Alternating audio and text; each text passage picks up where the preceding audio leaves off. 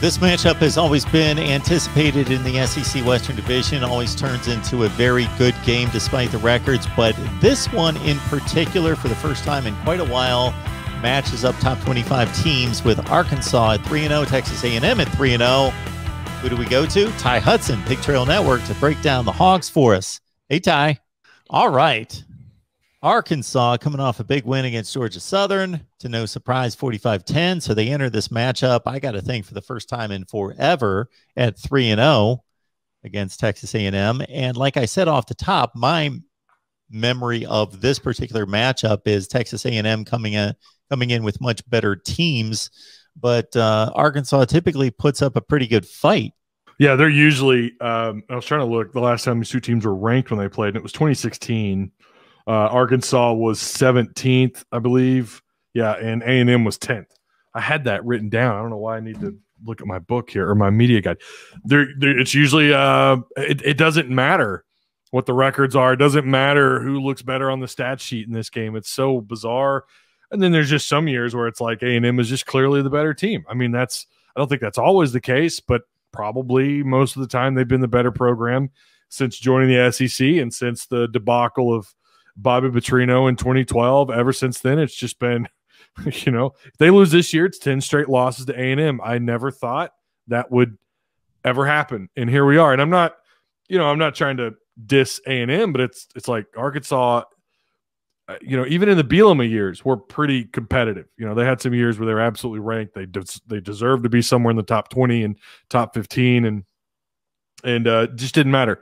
When Arkansas plays A&M, all that stuff goes out the window, and that's why, I got to do my breakdown on Friday. I'm going to give my score and everything on Friday, and I already know where I'm going to go with it. It's like everything we just talked about, everything we've talked about all week. I was on Mark Rogers' show on Tuesday doing the recording. Throw it all out the window, because it just feels like it's going to be something else once these guys, strap on the helmets and get on the field. You're really selling our video well, Ty. Let people know everything I'm about to say. You can pretty much discard here. Look, there's definitely there's evidence here. I mean, there's things that we can look at, body of work and what have you. There are some things I like about on my show. I didn't tell you here, but on my show, I did pick Arkansas to win that one, but I thought it would be close. I said there were three scenarios. It's either going to be Texas by close, Arkansas by a little, or Texas by a lot. And it ended up being the one scenario that I didn't think would happen. It was Arkansas kicking the living crap out of the Longhorns. I don't know, Mark. I think it had something to do with me doing the horns down here and on my live show. I don't know. I'm just saying. I think I probably had something to do with that. So I want to take that credit at least. But I know that chat was fired up. They kind of thought that Arkansas didn't belong on the same field as the Longhorns, and it turned out to be the other way around. And I think A&M fans kind of have that same feeling. But because of what happened against Texas, I think they're a little bit more cautious, but they feel like, A&M for sure. Yeah, they've got this 9 straight years. They're about to make it 10. So we'll see. I would hope that they're expecting a good game, because that 2016 matchup that you just referenced, that the last time they were both ranked in the top 25, was a pretty solid Texas A&M win. But everything since then, despite Arkansas being, of course, horribly down during Chad Morris's stay, are all one-score games with pretty inferior Arkansas teams on the field. And now Arkansas is bringing a much better product to the field. And I got to tell you that this is the game that's coming to mind for me that I got to see on Saturday. I can't for the life of me, and I know A&M fans have to agree with this. I cannot understand. And it's cool that it's on CBS. It's a big game there. I get it. But no game day. Okay, I get it. They want to go to, I think they've got Notre Dame this week. No SEC network. This is probably in conference play to start out. This is one of the biggest games of the year. Who would have thought that coming into the season? Now I had Arkansas coming into this game at 3-0, and I had A&M at 3-0 coming in here. And but I didn't. I guess that beating the living crap out of Texas has added a little bit more of some hype behind this game. I guess wow, they just absolutely destroyed Texas. Maybe Arkansas is really legit, or maybe maybe Texas is just overrated, but then they looked really good against Rice. So yeah, this is probably one of the most, this is a big game. And I'm a little surprised that it's only not dissing CBS, because that's a big, that's a good time slot. It's their game, right? But a little bit surprised that it's not being at least like the SEC network's not there. I was a little surprised by that. But someone brought up in my live show on Monday, they said, well, maybe it has something to do with them not being on campus. So that could be the case. But no, I think everyone's aware, and I'm not trying to make it sound like woe is Arkansas, woe is us, or A&M. It's just I really thought that one of those two would be at this game, because this is a big game. Well, in terms of College Game Day's decision to go to Notre Dame, Wisconsin, it's being played at Soldier Field. It has a little bit more of a unique aspect because of that, and also those teams don't play annually versus this being an annual game. And then the SEC network is Kentucky, South Carolina. Kentucky, South Carolina. Yeah, there's no comparison between the two games in any such way. That's right. Like I said, I get game day. I get that. I want to watch that game. I want to watch Notre Dame, Wisconsin. But Kentucky, South Carolina, like nobody else. Hell, South Carolina, they don't care about this game. No one in that state cares about this game. I get it. Kentucky's riding, a lot of momentum. I think their quarterback, their passing game, a little bit overplayed and overstated. Oh, he's great. And then you kind of saw what happened last week. Not saying he's bad. Just think that Kentucky might be in the quarterback played simply because they've added that all of a sudden they're world beaters. I do think Kentucky, I mean, they look way better this year. Good job over there with Stoops and everything. But Kentucky, come on, Kentucky, South Carolina, let's get real. Arkansas and A&M is where it's at this week for sure. Well, Ty, I'm going to make one more attempt to bail out the SEC network. I'm sure that they look at the entirety of the schedule and think, okay, we need to get to Vanderbilt. We need to get to South Carolina. They try to get everywhere at least once and probably saw this as the opportunity to do so. You're doing a little devil's advocate there, aren't you? That's what you're doing. That's what I get paid to do. I hear you. I agree. I know they got to get around the map, and they are the SEC network. They got to cover everybody. But yeah, this is going to be. I'm excited. I'm probably more excited for this than I am the Longhorn game, only because it's an opportunity that's also like the Texas game within grasp, but it's a chance to break this just stupid winning record that A&M has on Arkansas. It's time to put that to bed. Again, I think there are years where Arkansas was better. They still found a way to lose again because you just throw everything out the window. This game is just it's just kind of nuts how that always seems to be the case. And Arkansas, in my opinion, and I know we're going to break that down in a minute, but I think Arkansas looks to me like the better team here when you consider who they've played and how A&M has struggled against some teams. It just makes no sense. I just feel like Arkansas is the better team.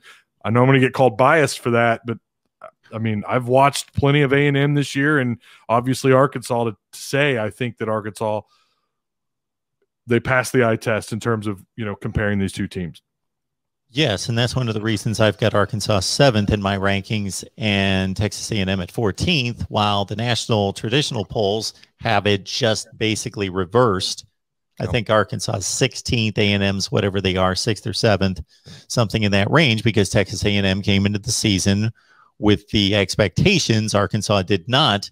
But what we've seen on the field is that Arkansas has taken on the best team of the 6 games between the two teams, and that would be Texas, and they steamrolled Texas, physically beat them up, led that game 33-7 at one point. Just it was not a game. They just were clearly the better team.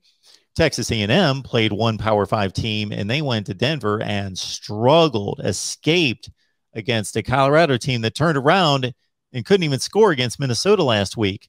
So I know that I'm playing one of those, A plus B equals C games, but it is relevant to a certain extent.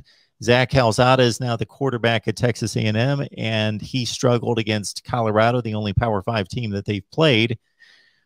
So Texas A&M is not playing as good a football as Arkansas right now. Of course, that could change on Saturday. Yeah, and watching Calzada, I mean, you're talking about a guy that's throwing, 51% on the year? I mean, not very good numbers. And I've had people try to convince me that numbers don't matter. And I'm like, okay, well, you're going to have to explain this to me, because A&M on offense so far, they look exactly what the stat sheet says they are. And, Calzada, 37 of 72, 458 yards, 51% completion ratio, 4 touchdowns, 2 picks. Their offensive line has looked shaky, and they've given up through 3 games. Again, you just talked about who they played a little bit. They've given up 6 sacks on the year. They've got 5 picks.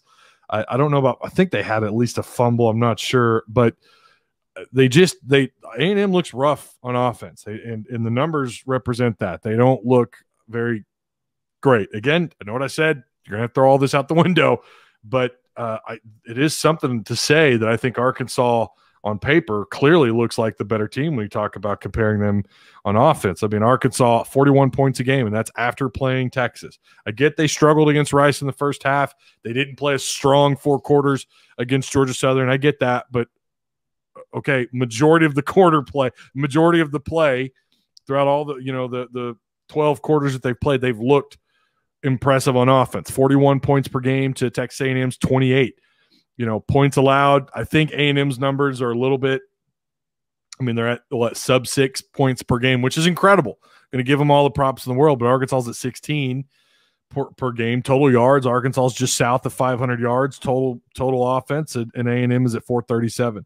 So, and then again, you go back to the eye test. There's just not a lot there that I look at and go, oh, well, yeah, no, they're great. Now they're supposed to have a world beater of a tight end in Jalen Wademeyer, who is the leading receiver for them, 12 catches, 141 yards, but no touchdowns for him on the year. And I think Aeneas Smith for them is out, if I'm not mistaken. Now, I haven't gotten an update on that, and I'm not done doing my complete A&M breakdown through the week, but I'm pretty sure he went out in the last game with an injury.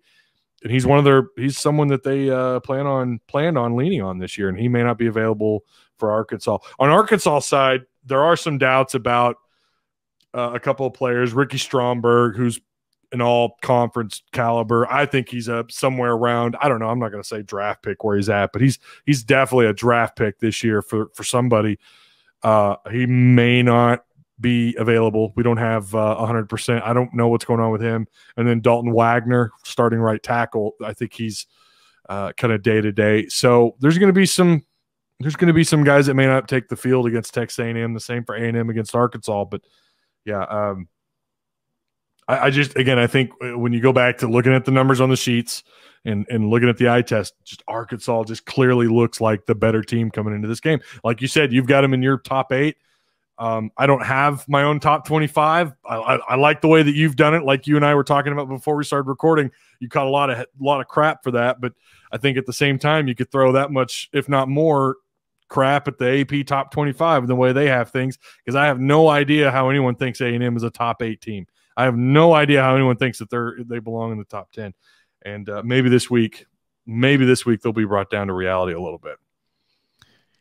Texas A&M came into the season, for me, being a more consistent or more known factor for me. I knew what I had with Texas A&M, I thought, to a larger degree than Arkansas.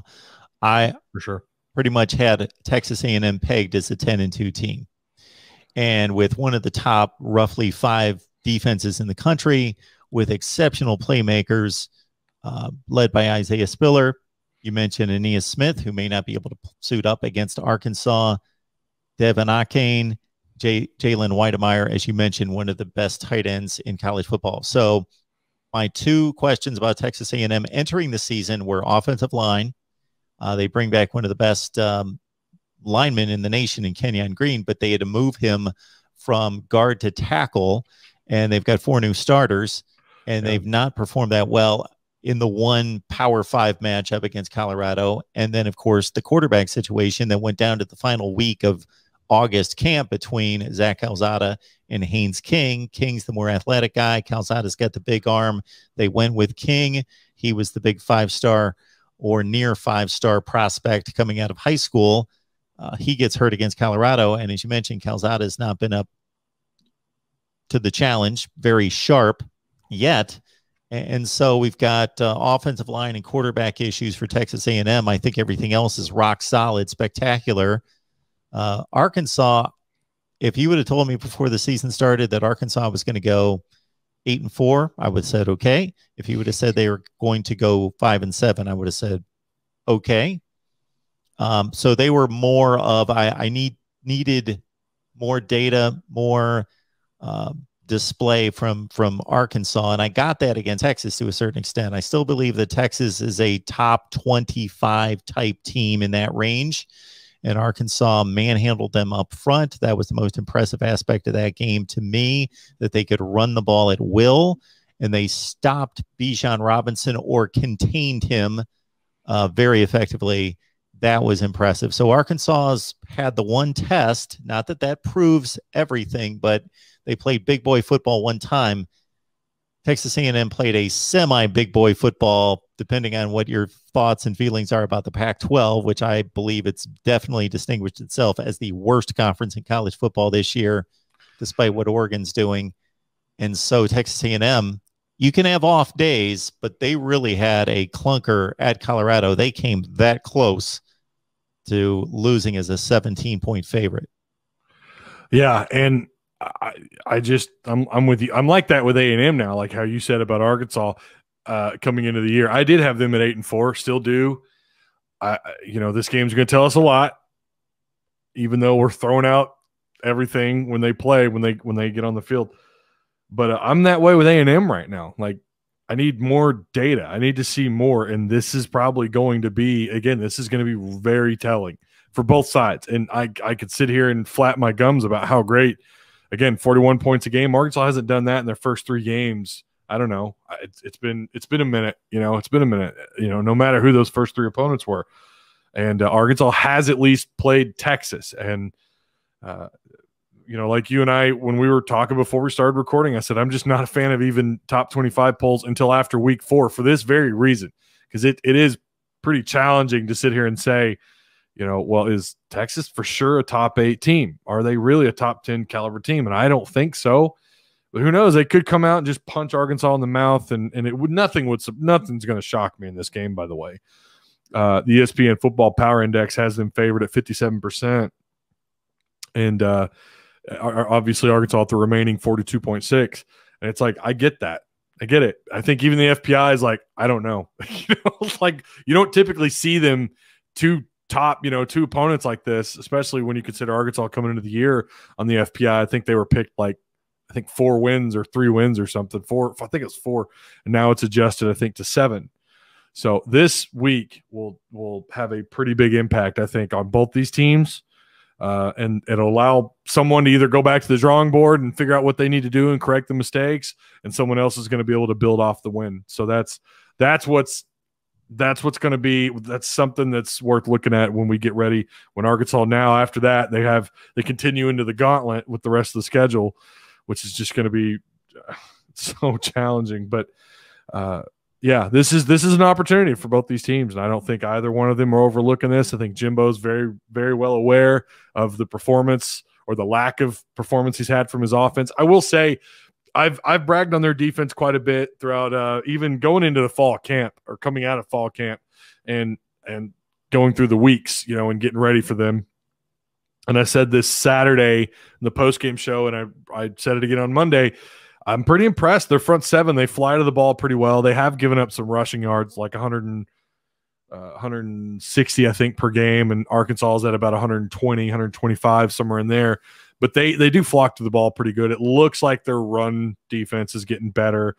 Their pass defense is legit. And at least from what I could tell, that's an area where it's the most interesting to draw out, like, wow, okay, their secondary, they react to the ball really, really quick and really fast, and they're definitely stockpiling talent in that part of the field.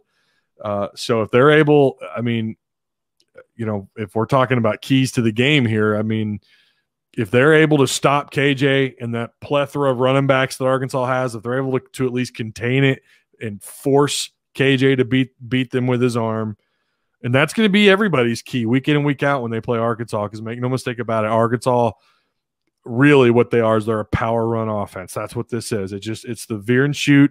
It's meant to run effectively and to open things up so you can throw the ball a little bit, but it's meant to run the ball.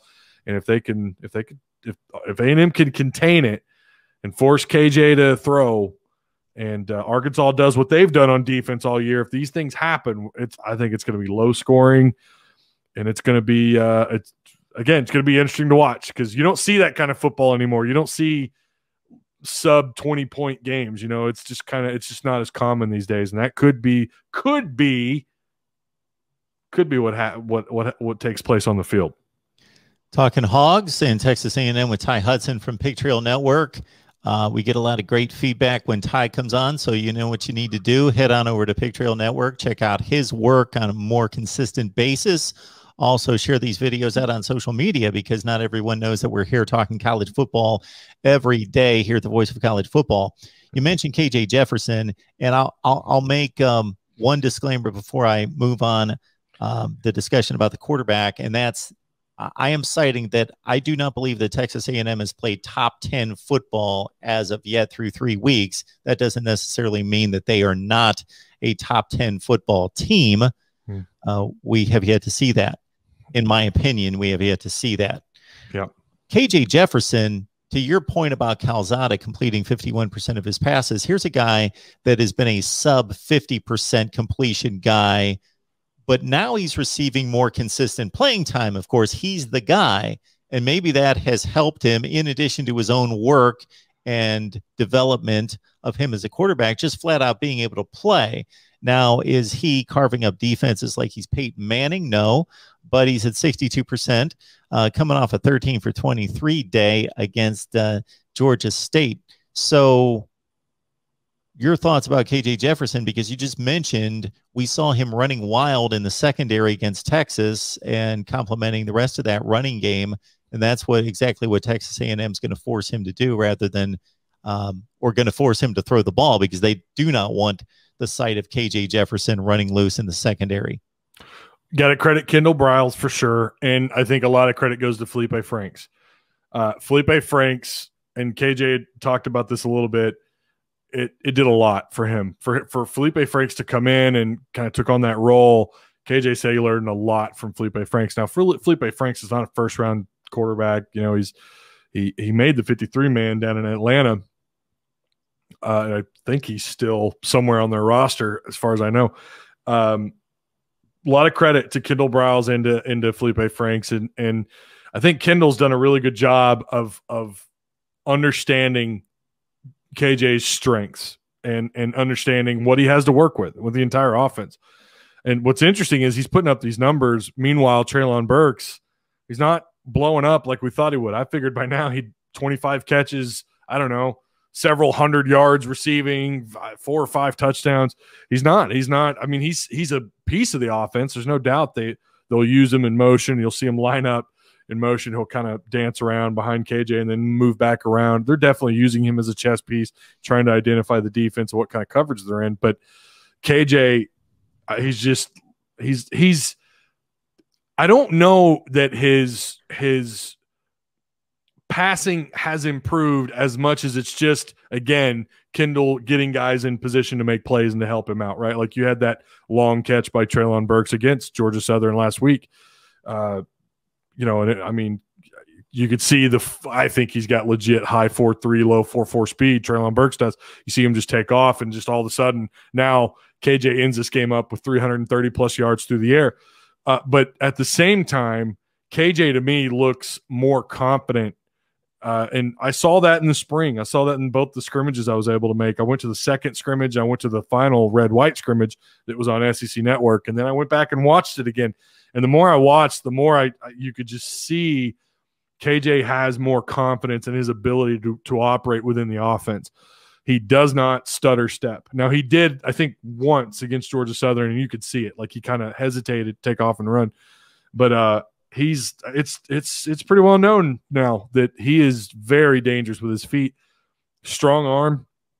He does not deliver accurate throws. He gets throws just within the area where a receiver can make a play on the ball and where the corner can't or the defensive back can't. He overthrows targets. He does.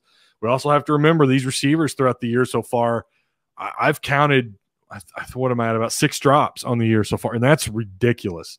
I mean, that you shouldn't be anywhere near that, and that's where they're at. They're at 6. It might even be more. And a friend of mine who watches every game 3 times says he's counted about 8. But you know, so you take away half those, he's 65+% pass completion, maybe closer to 70%. So he's getting the ball in position where a receiver can make a play on it, and whether that means, you know, you go back to you know, Treylon Burks, who's kind of had to make those hard slant receptions, or Tyson Morris. There's been a couple times where KJ's thrown to him downfield, and he put the ball where only Morris could turn around and actually dive forward and make a play on the ball, because KJ, you know, I think he had an understanding of the timing where the receiver was at and where the defensive back was at on the field, and he did a good job of delivering a catchable ball. So I think, again, I think he's got a lot of confidence, and also he might have as good of a deep ball as Felipe Franks did for Arkansas last year. We're not seeing as many vert routes. We're not seeing as many. They're not stretching the field out as much as they were a year ago. I think really this is what the offense is meant to be. Last year, Felipe Franks, he's not a runner like KJ. He did have a long run in preseason football in the NFL. I get that. I've heard people tell me that, but he wasn't designed for this offense, yet Kendall Briles was able to make it work. Now you have a quarterback. It's no longer square peg, round hole, right? Like I thought kind of Felipe Franks was last year in the veer and shoot. This year, it's like you've got the guy. And again, it's all kind of coming together. I want the passing game. I'd really like to see them get it going this week, but that's going to be really, really hard. You got to give A&M a lot of credit. Even though they haven't played anybody, their secondary has passed the eye test for me. And really their whole defense has, for the most part. Their run defense has been questionable. But KJ could have a pretty big week this weekend, and that's just going to do a lot for his confidence. And it's a big game for both teams, but I think it's even more important to the Razorbacks. Yeah, Texas A&M only lost 2 starters from what was a top 5 defense in the country last year. Damani Richardson's one of the best at his positions. Aaron Hansford at linebacker, just a tremendous collection of talent from top 5 to 10 recruiting classes over the last few years from Jimbo Fisher. I guess my last question to you, flipping to the Arkansas defense versus the Texas A&M offense, would be, again, if Calzada gets his game together and throws the ball reasonably well and the offensive line maybe performs better than it has, I think A&M is really difficult with Isaiah Spiller, one of the best at his positions, Jalen Weidemeyer, one of the best at his positions, and guys, again, we mentioned Ainias Smith and him being questionable, but Devin Akane, Chase Lane, these guys are all their guys that they line up in the backfield. They line up as slot receivers. They're all over the place, and Jimbo Fisher is very adept at scheming and matchups, and he's recruited a ton of guys that are just slippery in the secondary, and Arkansas is going to have their tackling shoes on. Shouldn't be a problem. I mean, it shouldn't. It shouldn't. They have arguably, I think, their starting linebackers, the guys they like to rotate, Bumper Pool, Grant Morgan, and Hayden Henry, might be 3 of the top 6, top 8 linebackers in the SEC. They have all 3 of those guys are in the top 10 in total tackles on the year. Grant Morgan, who's got a sack. Bumper's got at least a couple of quarterback hurries. If that's a strength, that's it. That's their strength. They tackle. They don't miss very many tackles. Now, Bumper Pool, I've caught a little bit of heat because I said, look, he misses tackles in the backfield. He just does. Not all the time, but he's not the most consistent. I think he kind of over pursues in the backfield just a little bit. If I'm being a little bit critical, that would be it. But other than that, no, I feel pretty confident if they continue like they've done through these 3 games, and like we saw in the first 5 games last year until injuries and COVID and everything kind of caught up to them, and the lack of spring camp where they couldn't develop the back end of their depth chart. You had that this year. You didn't have those interruptions. I feel a lot more confident they're going to be able to hang on. And defensively, as long as they do what they've done again these past 3 weeks. Now, look, Jimbo Fisher, you cannot count him out. We know what he can do on offense, and he can find a weakness and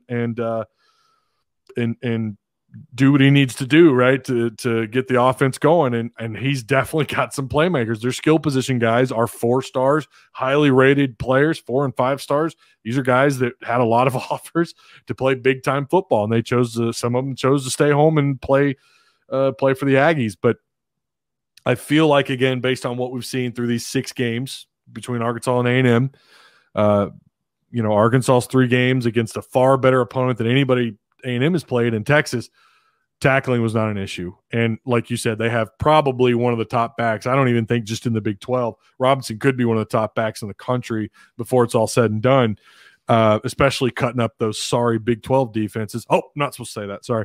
But no, I think I don't think tackling is going to be an issue for them. And Jalen Catalon, who I didn't even mention, is one of the top tacklers in the SEC. I think he's somewhere in the top 5. And then Joseph Fouché, who's in the top 10 as well. I think they ended up with like half the top 10 tacklers are on this Arkansas defense. Some people will say, well, they're on the field too much. Well, not really. They've actually had quite a few 3 and outs. I think it's more that the offense is scoring quicker and they're getting up and down the field more often. But yeah, I mean, one way or another, they are on the field a little bit more, but they're there making the plays. They're there when they need to be there. They fill the gaps. They don't give up big plays. They've given up 1 big play all year, and it just happened last week. The Georgia Southern quarterback came in who they had no film on. Guy came in and he saw a breakdown of the defense. He took off for a whole bunch of yards. I think it was 60 or 70 yards, but okay, that's 1 play through how many quarters? Through 12 quarters that they've given up of that amount of yardage. So they're very disciplined. It is Odom coaching these guys after all. Maybe one of the best names in the business as far as defensive coordinators go. So no, I would say tackling is a strength of theirs, and I think their secondary is a strength. I really like their secondary is just solid. My only question would be the defensive line, and I caught a lot of heat here on your show after I went live. I had people in my DMs complaining about how hard I was on the defensive line. I'll admit it; they do look better than I thought they would be. I still would argue it's probably still the kind of the weakest part of the defense, but that's not a knock on them. They have played. I mean, Ridgeway has been a monster. Trey Williams, these transfers have come in and looked really good. And we're seeing that from Isaiah Nichols a little bit, a guy who Arkansas's put some weight on and developed him through fall camp, and Zach Williams, and the list just kind of goes on. And they've got depth there. So I'll admit that right now, I don't think I'm wrong that I want to see it more often. I'm like you talking about, I need more data. I need to see that this weekend against what could be a shaky Texas A&M offensive line. I want to see that this weekend. I want to see the defensive line get pressure on Calzada and disrupt what could be a troublesome run game from Texas A&M. And Jalen Catalon is a guy that in the past game, on 2 occasions that I remember against Texas, was able to shade to one side of the field. Therefore, the quarterback did not go to that side of the field. They went to the other side of the field where he was not giving help and still had the anticipation and the moxie and then the speed to get over there and make a play on the other side of the field and break up a long pass. He is everywhere. And if he's not picking the ball off, he's breaking the ball up or he's forcing an incompletion. And oh, by the way, he's not 6'3", right? He's 5'10", what might slow him down in the draft a little bit. But he looks like a linebacker. Kind of reminds me a little bit of Sam Aljabutu, guy that played linebacker for the Razorbacks 20 years ago. But better, faster, more athletic. Like you said, can play from sideline to sideline. He can play within that 53 yards. That's how wide the field is. He can play anywhere on the field, and he tackles. Maybe he's probably one of the better form tacklers in the SEC. Got to work on targeting, right? That's but everyone apparently needs to work on targeting. The biggest, the most confusing call in college football. But Arkansas's got to get better in that department. So that just means they're going to have to break a few more legs, Mark. That's what it means. They're going to have to, really tear up ball carriers from the hip down, apparently. But not that that's anything new to football, but yeah, he's a stud. Catalon might be the best defensive back in the SEC and one of the best safeties in the country. I really think that highly of him. I haven't seen that kind of play from a safety, I don't know, in my lifetime. And we've had some really good safeties come through here. I mean, it's not very often we have guys like that, though. I think they love comparing him around here to, and I've said it before, to Steve Atwater. That's who they compare him to, who's an NFL Hall of Famer. I'm not going that far, but he's certainly he passes the eye test for sure. He's pretty dominant for a safety. Arkansas, Texas A&M, it should be a good one. It's been a good one, even with the Hogs down, and now Arkansas, of course, a top 15 team in the nation at 3-0. So Aggies and Hogs, the first real big test for anybody in the SEC Western Division toward seeing who's going to challenge Alabama. We also have LSU and Mississippi State getting it on Saturday as well. Check out Ty Hudson's work there at Pig Trail Network, breaking down the Hogs and Texas A&M, and catch him right after the game, as he'll have his post-game analysis right there. It's going to be a good game. I'm excited for it. This is it's a good test for both these teams. It really is. And it ought to be a knockout, drag out. It ought to be like what football should be. Hopefully with less targeting calls.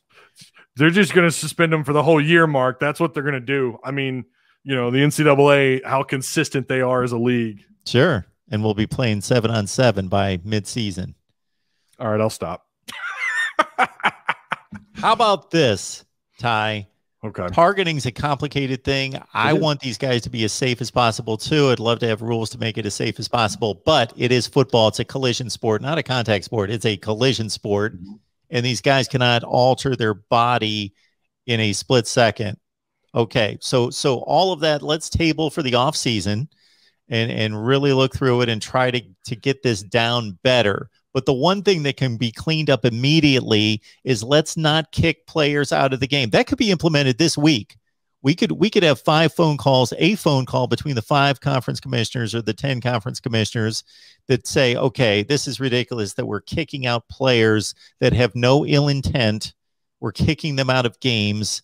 Let's make it a personal foul. It's still serious. We want to treat it. We're going to have to deal with what it actually is, but that's complicated. That's for the offseason. But immediately starting in week 4, let's not kick these players out of the game. Yeah. Yeah. I think that's a start.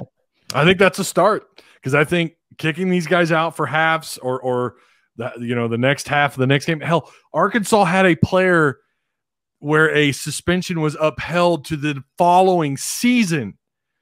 Hayden Henry was suspended for the first half of the game against Rice because of a call at the end of the season. I don't know if it gets any more ludicrous than that, and why more people aren't talking about that, I don't know. I'm like you. I don't have a problem with the call, but the penalty is just too far, and it's bad enough where, I mean, everyone agrees. I think it will change. I do, because there's a lot of pressure on it. Then again, we know these leagues like to position themselves to look like they're doing what's best for the players and what have you. So maybe not, but it's just ludicrous right now. It's an inconsistent call too. It's not even consistent to begin with on the call. So I don't know. The call's inconsistent and the implementation of the penalty is inconsistent. So that's the other issue I have, is not just the severity of the penalty, but the inconsistency. If you're going to kick somebody out of a game, let's say I don't get my way and it continues to be a penalty in which somebody is removed from a game, make it consistent the number of plays they're removed, the number of series, the number of minutes. If you commit a targeting penalty on the last play of the game, well, it's the last play of the game. You're going to miss the first half of the next week. If you commit a targeting penalty the first play of the third quarter, you're going to miss the rest of the game. You're going to miss you've kicked them out for a full game. It's not even consistent, the implementation of the penalty. Yeah. I thought was it okay, so yeah, it is a full game, isn't it? I thought for some reason it was, if you committed the penalty in the first quarter, you were out in the rest of the half. I guess it is the full game, isn't it? Yeah, so that's what I was saying. If you commit the penalty the first play of the third quarter, right, then you're going to get kicked out for the remainder of that game, and then the first half of the next game. Yeah, that's right. It's ludicrous. I swear, when this was first talked about, I thought I remember reading that they had, what was tabled was the idea of just kicking them out for, maybe plays or series or whatever. But, there's a lot of rules in the NCAA that don't make a lot of sense, but this is one that's no one likes it. No one likes it. And the NCAA likes to position themselves like they're doing the right thing, but it's not doing anything except hurting more legs. That's all this has accomplished. They've talked about it. Sam Pittman's talked about it. Other coaches have talked about it. There's more lower leg injuries than we've ever had before. That's all this rule's accomplished. So bravo to the conferences and to the NCAA. It's not doing anything. It's making things worse, maybe. Well, for neutral, unbiased people like myself concerning this particular game, let's root for a good game and let's root for no targeting calls. Absolutely. Texas A&M and Arkansas. Yeah. Ty, it's always a good time. Appreciate you being here for us practically each and every week. And you got to catch Ty's work on the Pig Trail Network. Definitely. Ty, we appreciate it. Enjoy the game. Absolutely. Thanks a lot for having me on, Mark.